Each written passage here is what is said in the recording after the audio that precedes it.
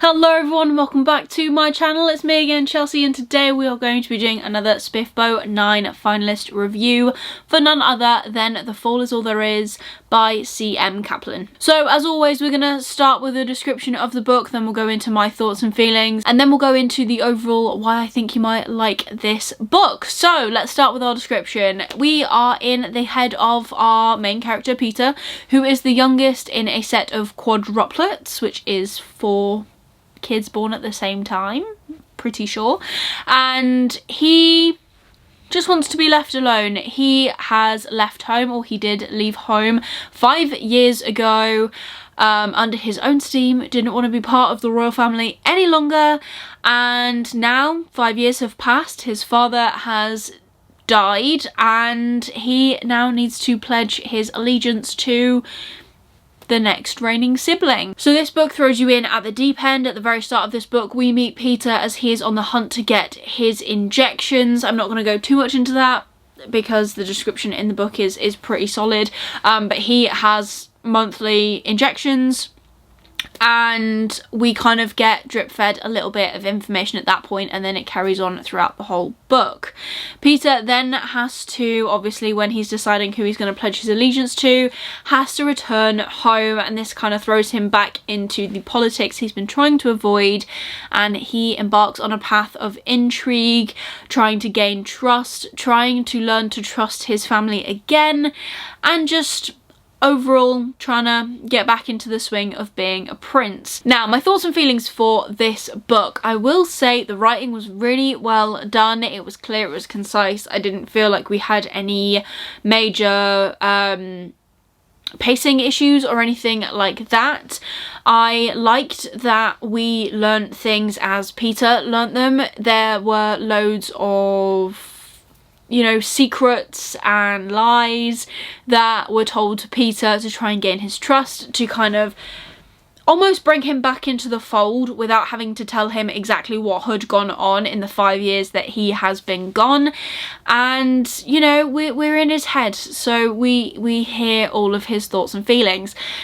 Now, the thing that I didn't enjoy about this book, and I'm going to be completely honest, is there is a short, it's kind of a romance, but it's not. Basically, a couple of characters hook up in a bathroom. I didn't need it. I don't think the story needed it. Kind of understood why it was there after I read more of the story, but not for me. I didn't like being in Peter's head when he was talking about all the people he wanted to hook up with. I'm not that sort of reader. If that is something that you enjoy and getting the full rounded view from people, cool, that's fine for you. I don't really enjoy it, so I didn't really enjoy that either. But then on the flip side of it, I did really enjoy getting all of his thoughts as his siblings are telling him tidbits of information, and all he just wanted was the truth. I did really enjoy that. I do think that he was a well-rounded character. I understand that. There is, like I just said, like a would you even call it smart scene? I don't know. In a bathroom.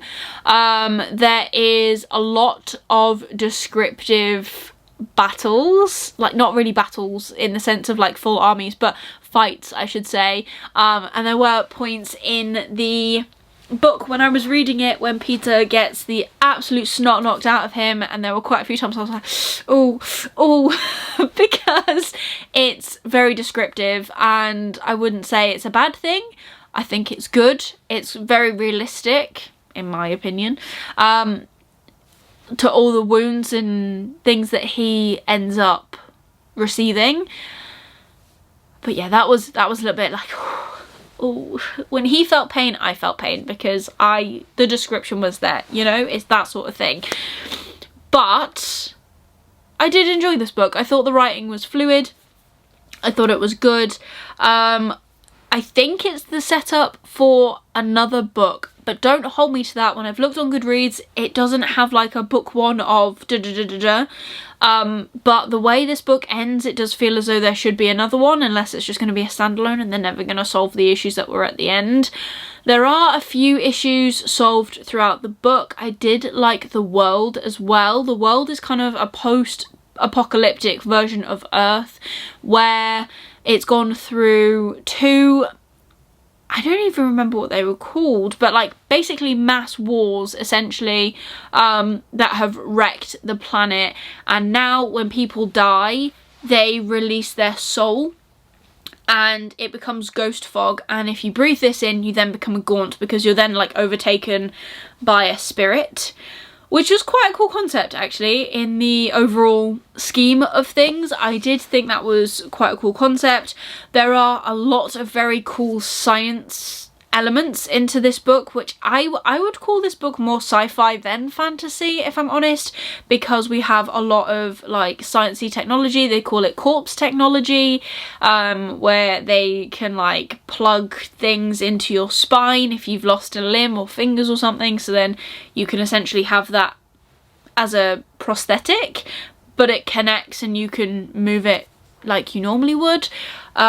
They have these robot horses that are made with mechanical elements and flesh of some description and internal organs, which was quite interesting. So I think overall this world is quite full and quite interesting as a whole. There is a lot to explore. I wish we did see more of it.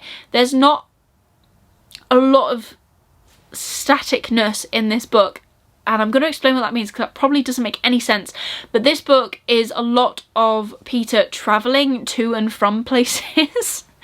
But I also like that although we are in Peter's head, we do see a lot of the context and backstory of a lot of characters as well. I do wish this book was multiple POV purely because there is a point towards the end of this book where Peter is not in the best shape, and that's all I'm going to say about that.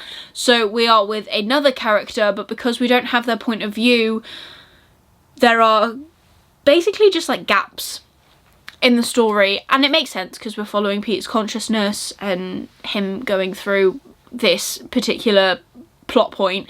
But if we had another point of view, I feel like that would have been really good. Just tie it all together. There are points where Peter is going in and out of consciousness, and he wakes up and something has happened and he can tell because of this certain element or that certain element, and just having that bit of information would have really padded out the story as well. I also am a sucker for multiple POV. I do love a multiple POV. I feel like it just rounds out a book really, really nicely. But yeah, those are really my, you know, rounded thoughts, I think. Overall, I think you'll like this book if you like post-apocalyptic worlds, more sci-fi than fantasy, because I do think it is more sci-fi than fantastical. There's no real magic. The magic is created by science, so to me that screams sci-fi, but each to their own. I do know this book is also part of the self-published sci-fi competition. Can never remember what the last C is. I'm not sure how well it's doing in that, but I do feel like it fits better into that competition than this one, but again, that's just my opinion. And I think you would like this book if you like quite human characters, in the sense that Peter has, you know, the wants and needs of obviously a human being. He is a human being, funnily enough.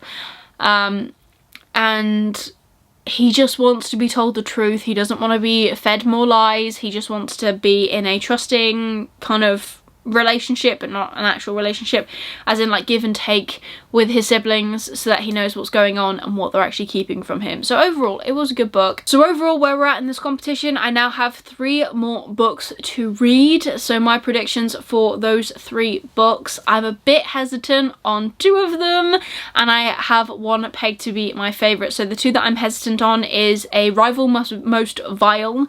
That, from the description, is a romance. I say it over and over again, I'm not really a romancy reader, and it sounds like a cozy romance as well. Again, not really my thing. I do enjoy romance where it's not really the main plot. So we're going to see how I get on with ACOTAR. But that's besides the point. Then I also need to read The Daughter of the Beast, which actually is like next to me here. I'm a bit on this because I have heard mixed reviews on this book. Am I gonna be the outlier on this book? Am I gonna just find this one to be the one that I absolutely adore? Maybe, I don't know. I like to be different, if I'm completely honest. And the one I've got pegged to be my favourite currently is Master of the Void. At this moment in time, I couldn't tell you what it's about, but it just kind of feels like more up my street with everything that is kind of going on. So we shall see, but otherwise that is everything for today's video. This is my second upload of this week and I will be going away as well. So yeah, this is it for this week. If you enjoyed this review, please give it a like. It really supports me and my channel. Leave me a comment down below if this is a book that you are interested in checking out. If you want to leave me an emoji, leave me any horse emojis or scientific emojis. I don't really know if there are any of those, but if there are, leave them down below to let me know that you are here. And if you want to see more of me, please consider subscribing down below and ringing that notification bell to get notified every single time I upload new videos. I try to upload twice a week, so be sure to hit the bell to get notified when I actually upload, but stick around if you want to see more bookish content from me. But otherwise, that is everything for today's video. I hope you're having an amazing day and I will see you soon in the next one. Bye.